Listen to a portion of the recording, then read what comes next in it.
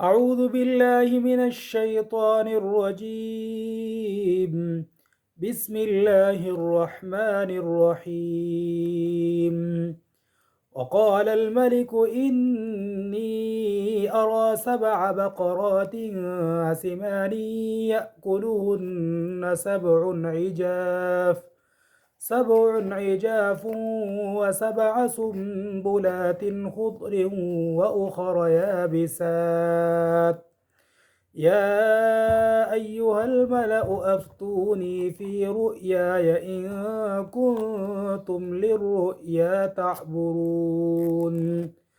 قالوا أضغاث أحلام وما نحن بتأويل الأحلام بعالمين.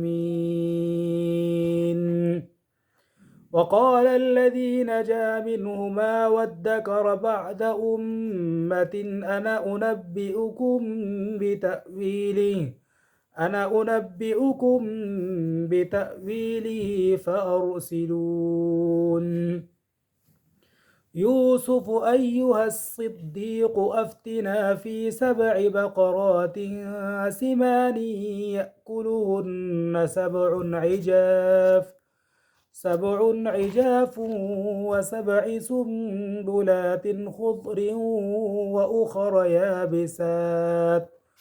وأخر يابسات لعلي أرجع إلى الناس لعلهم يعلمون. قال تزرعون 7 سنين دأبا فما حصدتم فذروه في سنبله إلا قليلا مما تأكلون.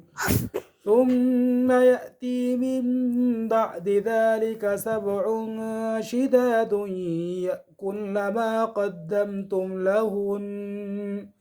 ما قدمتم لهن إلا قليلا مما تحصنون.